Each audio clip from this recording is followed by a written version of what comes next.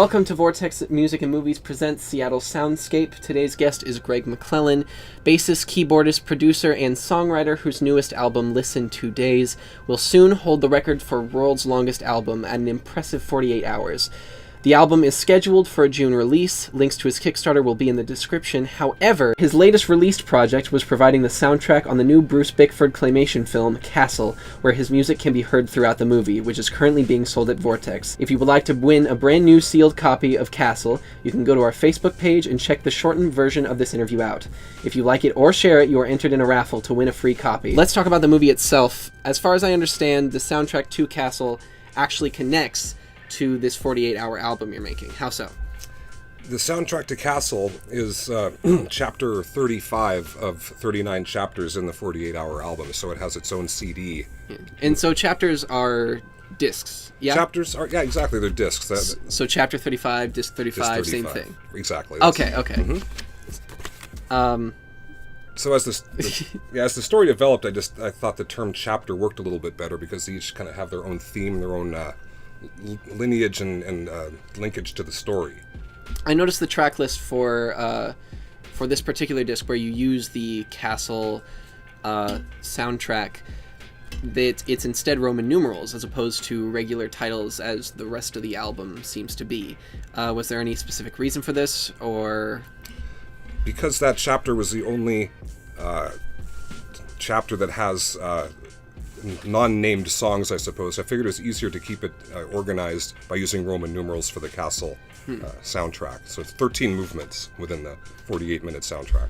For those unfamiliar with the name Bruce Bickford, you might recognize his work from the 2004 documentary Monster Road, or providing claymation for such Frank Zappa projects as Baby Snakes, The Dub Room Special, and The Amazing Mr. Bickford. Now, for you to collaborate with someone that closely associated with Zappa must have been interesting, because you're a huge fan of Zappa, as I take it, yeah? Absolutely. It's sort of surreal and an honor for me to be associated with Bruce like this and to see this project through for him. I met him in 1990. Baby Snakes had just come out on VHS, and we had to wait for it back in the old days. You had to reserve it at the store. Yeah. So 2-3 painful weeks went by when it finally was my turn. So went down to Video Oasis in Kenmore, watched it, fell in love with Bruce's work, and just on a whim, for no other reason than to just do it, I picked up the phone book to see if his name was in there. Lo and behold, there he was. I had no reason to think he was a Seattle guy, never mentioned in the film. I left a message for him, he called me back, and here we are, 25 years later. So you literally just picked up the phone book, called him, and that's the reason why you got in contact with him. Yes. What was his reaction to all of this? What message did you leave? Were you just, like, as a fan, or love to collaborate sort I of was thing? a drooling fanboy, I'm sure. I'd hate to hear it played back now, but he did call me back, and he came to my bachelor party there shortly thereafter, and he's just been a dear friend ever since. Let's go back to the 48-hour album for just a sec. The title is Listen2Daze. Is that a reference to the fact that it takes 2 days to listen to it, or was that purely coincidental? It was. It's part of a series of entendres drawn to the title, yes. So yes, that is one of the angles you can view that cube. Are there any other entendres that you can reveal about it, or would that reveal too much of the story of the album? Well, it's Listen2Daze. It's 2 days long. Listen 2, it's actually the second album of a project. It's not the first. Listen 1, actually called Listen, is its own separate but distinct and necessary chapter in this. So, Listen 2 it also infers a second album. And if you want to listen to days, boy, there's a lot of this you can daze to, especially for 48 hours. So. What made you want to make an album this long? I mean, it's a very complicated thing to do. I mean, for even a 6-hour album or a 10-hour album, but you went 2 days long of just pure music. What made you want to work on it that hard? Creative necessity birthed this. I never set out to make an album this long. What had happened is a friend of mine, a guitar player who's a genius guitar player, Billy Barkley, who's my compatriot throughout this entire album, and I finally had some time to work together. For 30 straight months, 3 to 4 nights a week, he would come to my studio, and it was just a musical dojo. We created, it was like taking a jeep of music into the weeds and just taking it and just seeing what we could find, as opposed to writing songs and, smoking them and working them out in standard ways. We just wanted to take what we knew about theory, technique, our imaginations, and kind of go in tandem, almost like rock climbing. So this music is more, it's not, there are a lot of songs with verses and choruses and things, just they arrive just in time after, it's like arriving back at the gas station. Yeah. So it's working with Bill and that magical connection that we had a kinetic, psychic, musical connection that was just unbroken for 30 straight months. Working with Bill, he's very prolific. He's now on Facebook. He turned to art, and this beautiful art he's doing. Billy Barkley, look him up on Facebook. His paintings are his guitar playing visual. He's just a fountainhead of creativity, and I love the guy. So you essentially had started writing, as far as I understand it, you essentially had started writing this album with, what was his name? Billy Barkley. Billy Barkley. And it just ended up being 48 hours long. I captured everything we did. It was actually 53 to 54 hours of original recordings that I whittled out all the boring stuff. So, yeah, it ended up being 48 hours, somewhere 48 hours and 39 minutes, and so 400 songs, 39 chapters / CDs. So it's 400 songs, 39 CDs, 48 hours, almost 49 hours long. If you have the songs completed and you have the box set completed, why would you need crowdfunding? Because I think a bizarre curio such as this, this is untapped potential. I don't know what to expect. There's nothing really else I can look to say how should I market this. So I think bringing awareness to it through the Kickstarter process, you get the idea across to the listener that this is something that would intrigue them. So the Kickstarter is essentially sort of a way to, number one, introduce people to this album that's coming out in you said June? I'm hoping by June it'll exist. Yes, that's the goal. and then there's of course the box set that needs to be produced into physical form. Are you going to release this on any digital platforms? Are you solely making it the box set? I think out of respect to the people that would actually step up and invest in such a wild thing such as this, I would like to give them exclusivity for, say, a period of time, 3 to 6 months, before I would ever put it up on a website in MP3 form. Or curiously, I noticed that the total size of the music files lossless is 49.5 gigabytes, which is a Blu-ray. A Blu-ray is 50 gigabytes, so technically it would be a Blu-ray that would play for 48 hours. So are you going to release it on Blu-ray? Down the road, yeah. The preferred format is the CD, because sometimes the end of the CD has a little clue that ties around to the beginning of that particular chapter if you let it start over again. So there's little hints and clues throughout the album like this. That's amazing. We have a prototype of the box set here, as far as I understand, which is like an unfinished, it's a finished product, but it's an unfinished sort of... It's a Fabergé egg prototype. Okay, yeah. In fact, there's you can see right here, there's little pieces of cardboard where the lining used to be. He ripped it off right before we started recording. It's peeling off. Yeah. So you have here your first album, actually, Listen. And then after this you have each individual CD. Now, is Listen one of the 39 CDs included, or is that its own CD? I can't fairly say that, because this was released in December 31st, 1999, and it's already got a barcode, it's already been released. So this is not necessarily, I don't tally that up in the total for that. This is a necessary component for this album concept to fuse and make sense. In fact, the very end of the story, you need to understand this before you get to that. So it's more of a prologue, but I left room in the box design and the measurements in order to include it, and I did save one last box of 100 copies from back then that I'm going to include in the boxes. So it's crucial as a part of Listen to know and be familiar with Listen.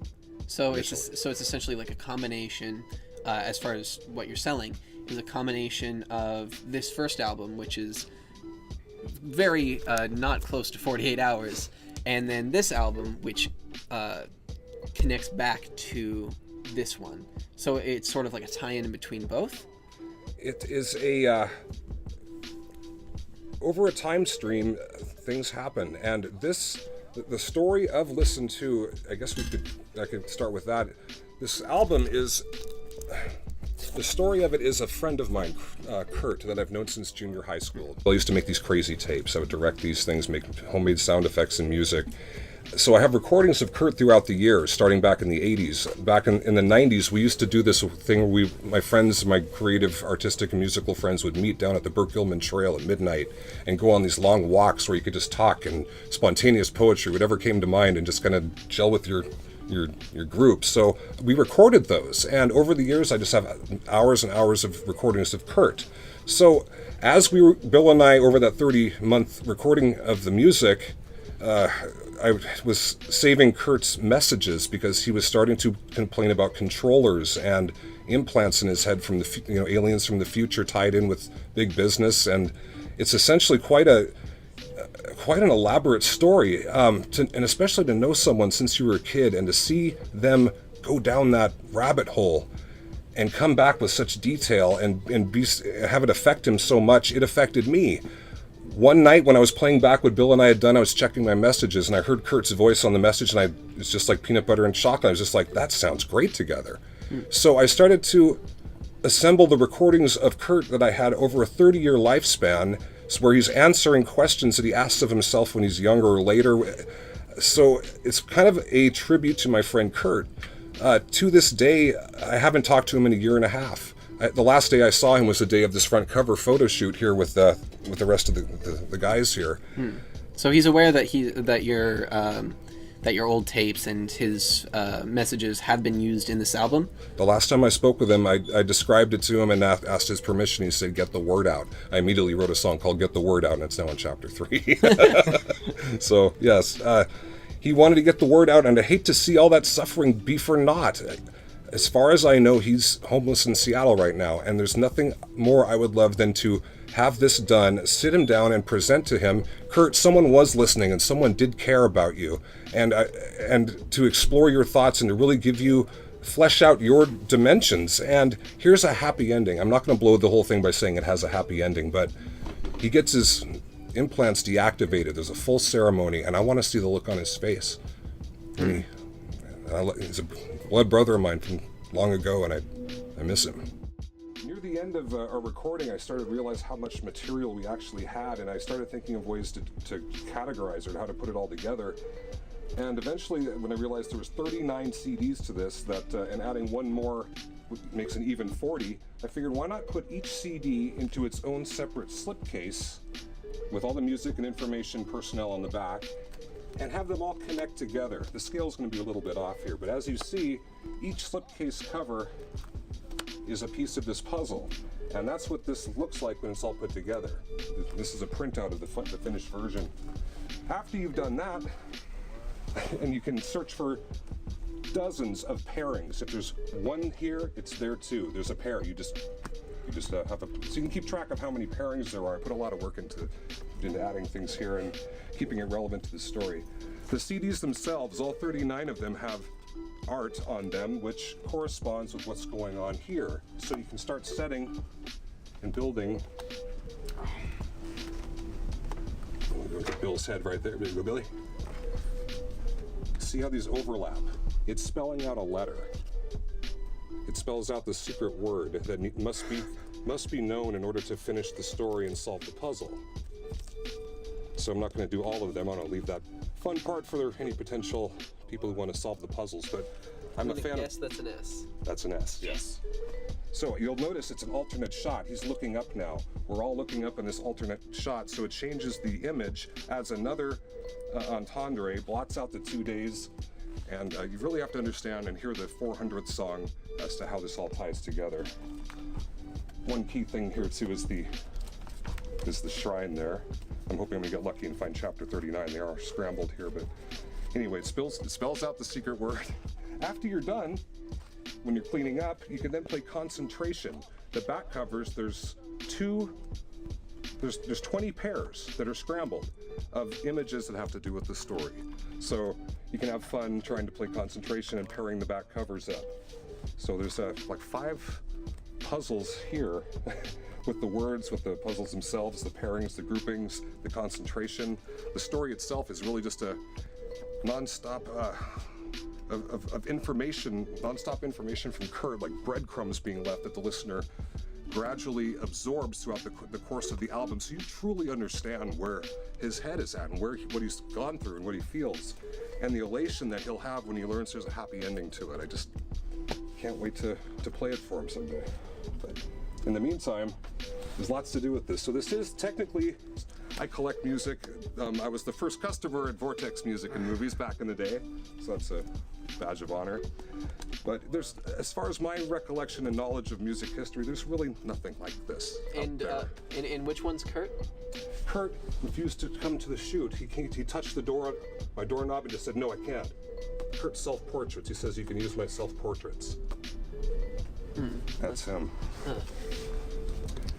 There's more pictures, I believe, on the back covers there too. And then which one was Billy, right? This is Billy Barkley, genius guitarist, master painter, just an artist, a fountainhead of creativity.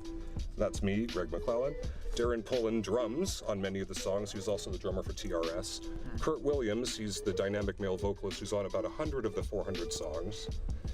And this is Dr. Peter Wolf, who wrote the book Conversations with a Composer. He's Dr. Piper and violently creative keyboards. Bruce Bickford himself, this shot was taken in his front room.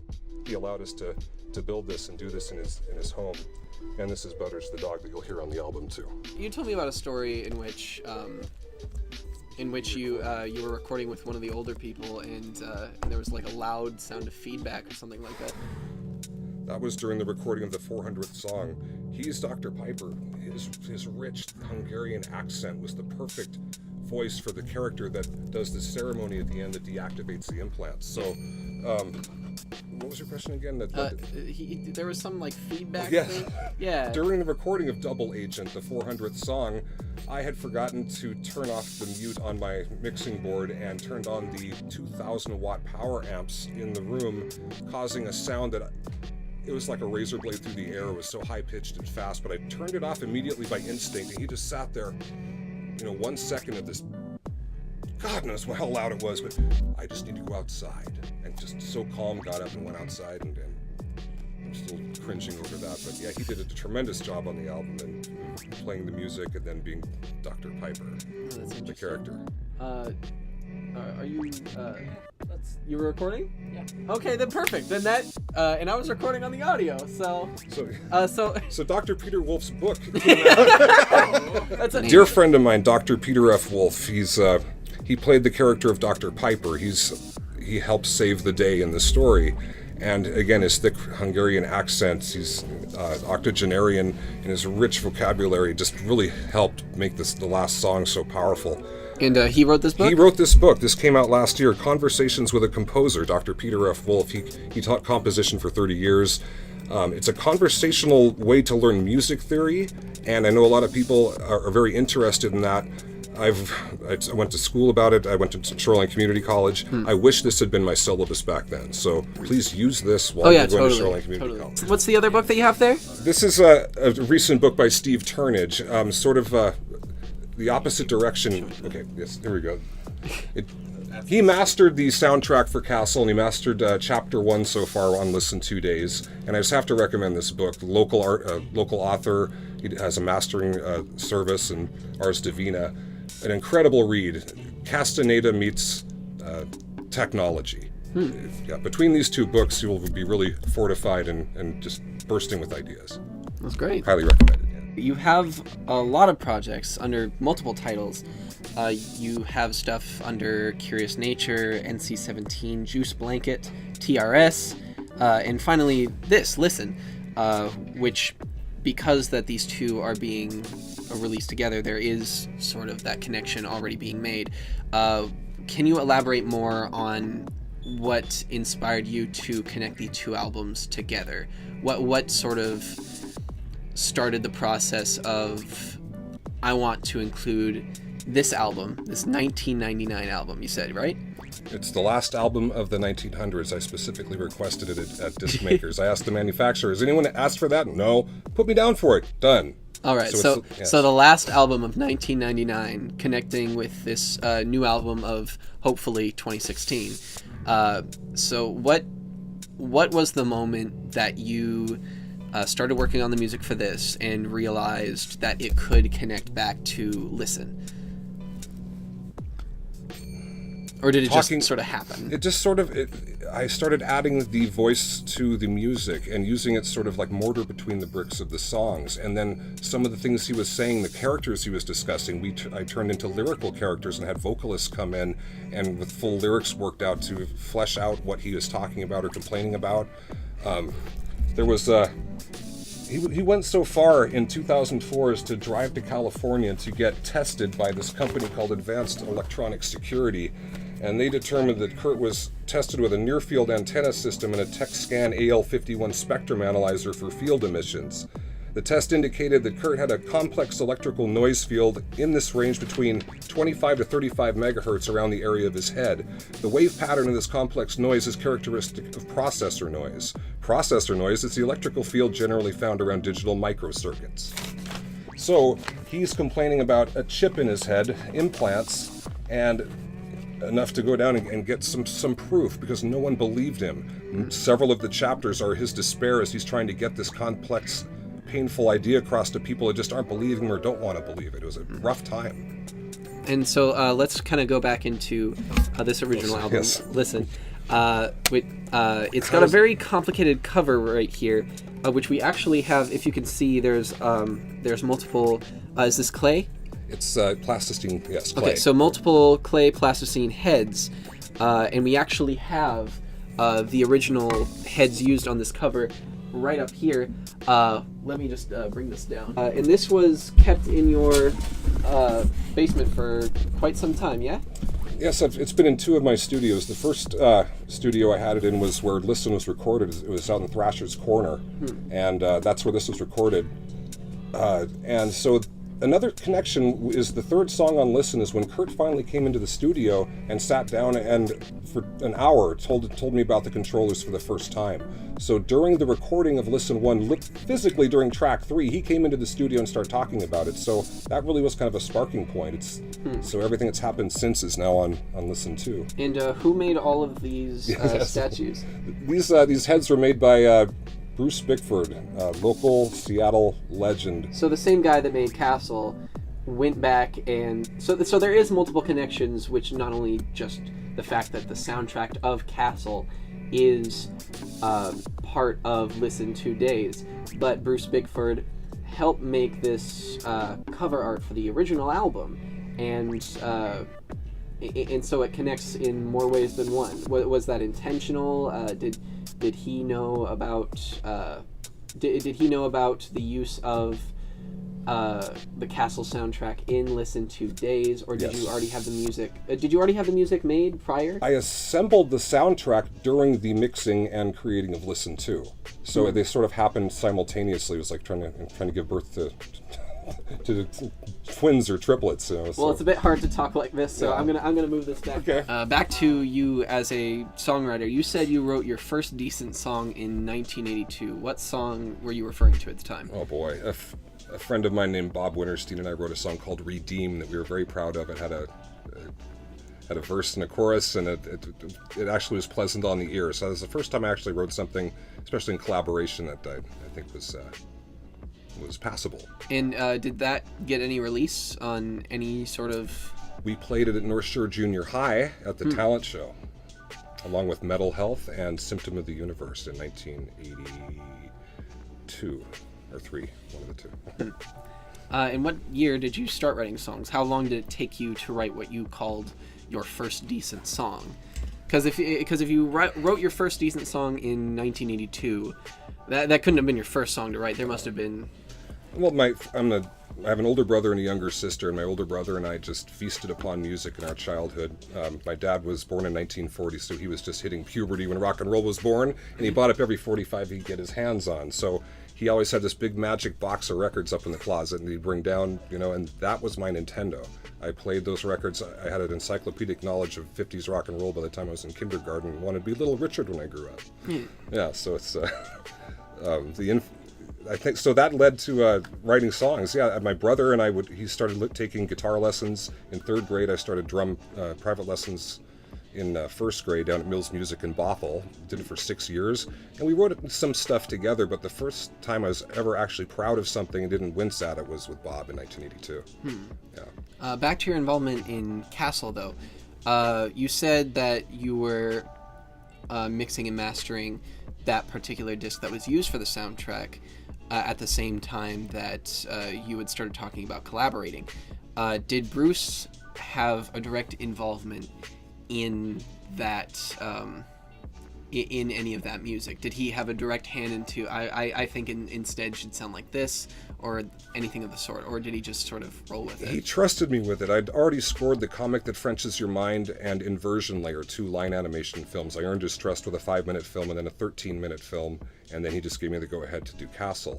In fact, he handed me all the footage, silent footage, unmastered on anything, and just said, here. And so that was several years ago, and over the course of working 40 plus hours of, at a job, so I assembled this, and so I literally edited the film, decided the sequence of what scene went where. The footage was very fast when I first got it, and it was almost headache-inducing. So I slowed it down to a watchable pace where your eye could relax and watch the transformations happen, and that also opened up musical opportunities. Themes could develop. I approached the soundtrack really as sort of Carl Stalling was my inspiration. He did the music for the Warner Brothers cartoons, all the old Bugs Bunny cartoons, where every little blast of action has some sort of specific little melody or a part to it. So with Bruce's transformations and things, that would go on over a bit, but I really tried to keep the surprises coming as far as what is around the next corner musically as well as visually. All right. Well, that's about all the time we have, but to finish off tonight's show, we have a clip from Bruce Bickford's Cas'l, featuring original music from the soon-to-be-released record-breaking album Listen2Daze. Take a look.